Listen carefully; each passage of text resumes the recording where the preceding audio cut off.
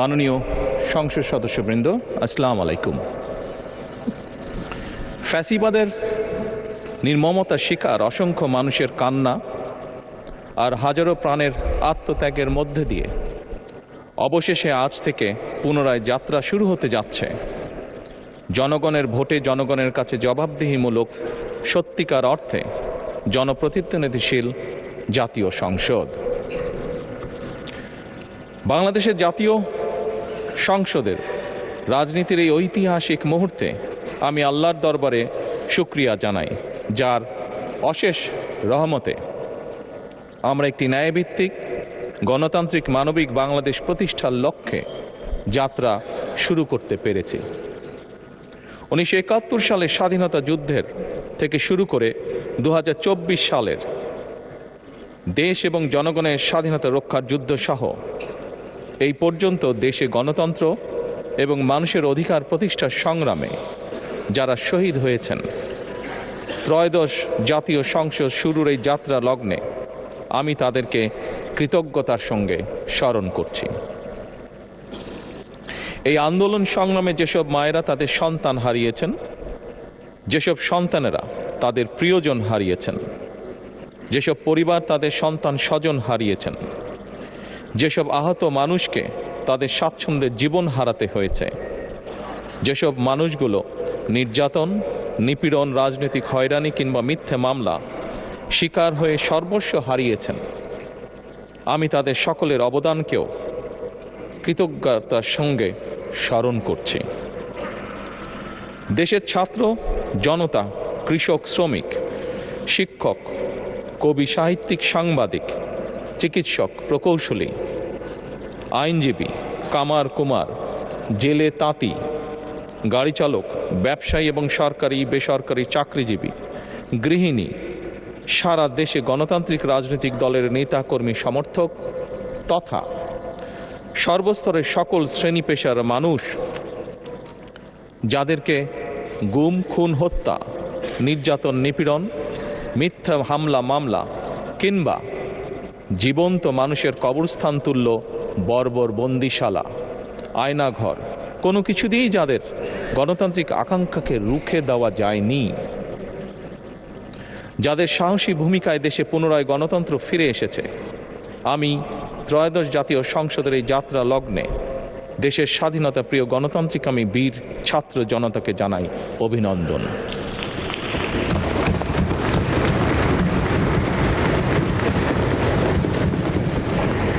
সম্মানিত সংসদ সদস্যবৃন্দ, দেশনেত্রী মরহুমা বেগম খালেদা জিয়া জনগণের অধিকার প্রতিষ্ঠায় দেশে সংসদীয় গণতন্ত্র প্রতিষ্ঠা করেছিলেন, সংসদীয় গণতন্ত্রকে প্রাতিষ্ঠানিক রূপ দিয়েছিলেন।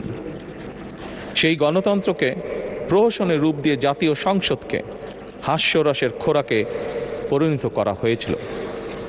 দেশে তাবিদারি শাসন শোষণ কায়েম করা হয়েছিল। দেশে সংসদীয় গণতন্ত্র এবং জনগণের অধিকার পুনঃপ্রতিষ্ঠা করার জন্য দেশনেত্রী বেগম খালেদা জিয়া জীবনের শেষ দিন পর্যন্ত লড়াই করেছেন। জীবনে কখনোই স্বৈরাচার কিংবা ফ্যাসিবাদের সঙ্গে আপোষ করেননি। দেশে আজ থেকে আবারও সেই কাঙ্ক্ষিত সংসদীয় গণতন্ত্রের যাত্রা শুরু হলো, আলহামদুলিল্লাহ।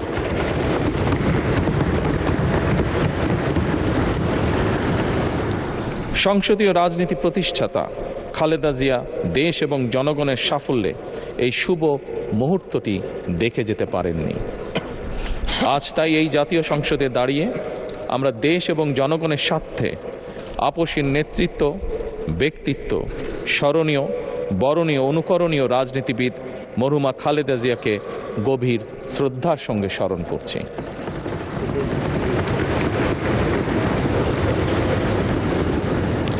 সম্মানিত সংসদ সদস্যবৃন্দ, দেশে বহুদলীয় গণতন্ত্রের প্রবক্তা এবং প্রবর্তক, স্বাধীনতার ঘোষক শহীদ প্রেসিডেন্ট জিয়াউর রহমানের একটি উক্তির কথা আপনাদের সামনে আমি স্মরণ করতে চাই। তিনি বলেছিলেন, জনগণই যদি রাজনৈতিক দল হয় তাহলে আমি সেই দলেরই আছি। অর্থাৎ ব্যক্তি কিংবা দলের স্বার্থ নয়, জনগণের স্বার্থই সবচাইতে বড়। এটাই বিএনপির রাজনীতি। আমি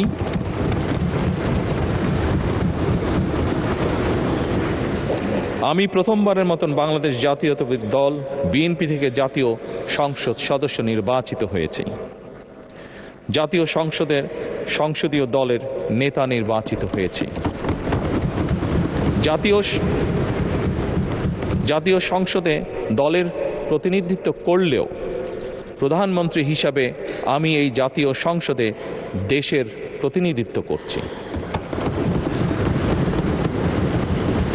দল, মত, ধর্ম, বর্ণ নির্বিশেষে দেশের জনগণের প্রতিনিধিত্ব করছি। আমার রাজনীতি দেশ এবং জনগণের স্বার্থ রক্ষা করার রাজনীতি। বিএনপির রাজনীতি জনগণের জীবন মান উন্নয়ন এবং স্বনির্ভর বাংলাদেশ গড়ার রাজনীতি। প্রতিটি পরিবারকে স্বনির্ভর করাই আমাদের রাজনীতির লক্ষ্য। প্রতিটি পরিবারকে স্বনির্ভর করার মাধ্যমেই বিএনপি একটি স্বনির্ভর, সমৃদ্ধ, নিরাপদ, গণতান্ত্রিক বাংলাদেশ প্রতিষ্ঠা করতে চায়। এই লক্ষ্য অর্জনে আমি জনগণের সমর্থন এবং সহযোগিতা চাইছি। এই মহান জাতীয় সংসদে সকল দলের নির্বাচিত প্রতিজন সংসদ সদস্যের সমর্থন এবং সহযোগিতা আশা করছি।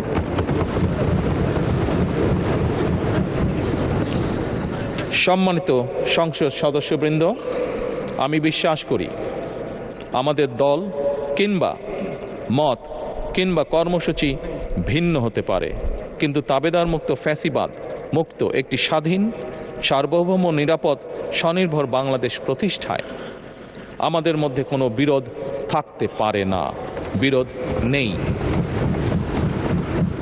জাতীয় সংসদকে জাতীয় কর্মকাণ্ডের কেন্দ্রবিন্দু না করে বিতাড়িত ফ্যাসিস্ট সরকার জাতীয় সংসদকে অকার্যকর করে ফেলেছিল। আমরা এই মহান জাতীয় সংসদকে সকল যুক্তি, তর্ক আর জাতীয় সমস্যা সমাধানের কেন্দ্রবিন্দুতে পরিণত করতে চাই। সম্মানিত সদস্যবৃন্দ, নতুন সংসদ যাত্রা শুরু করার সময় সংসদের সাবেক স্পিকার কিংবা ডেপুটি স্পিকার উপস্থিত থাকার কথা ছিল, কিন্তু পতিত, পরাজিত, বিতাড়িত ফ্যাসিস্ট সরকারের জনবিরোধী এবং গণবিরোধী কর্মকাণ্ডের ফলে যে জনরোষ তৈরি হয়েছে বা জনরোষ তৈরি হয়েছিল, তাতে এই মহান সংসদের সাবেক স্পিকার বা ডেপুটি স্পিকারকে খুঁজে পাওয়া যায়নি। তাদের কেউ কারাগারে, কেউ নিখোঁজ কিংবা কেউ পলাতক। দীর্ঘ ১.৫ দশকের ফ্যাসিবাদী এবং তাবেদারি শাসন শোষণের পর জনগণের ভোটে নির্বাচিত প্রতিনিধিদের নিয়ে আজ আমাদের এক বিশেষ পরিস্থিতিতে জাতীয় সংসদের কার্যক্রম শুরু হতে যাচ্ছে। এমন পরিস্থিতিতে আমরা সংবিধান এবং সংসদের কার্যপ্রণালী বিধির বিধান অনুসরণ পূর্বক ত্রয়োদশ জাতীয় সংসদে সভাপতিত্ব করার জন্য আজ আমি প্রবীণ রাজনীতিবিদ এবং 5 বারের মতন নির্বাচিত জাতীয় সংসদ সদস্য জনাব ডক্টর খন্দকার মোশাররফ হোসেনের নাম প্রস্তাব করছি।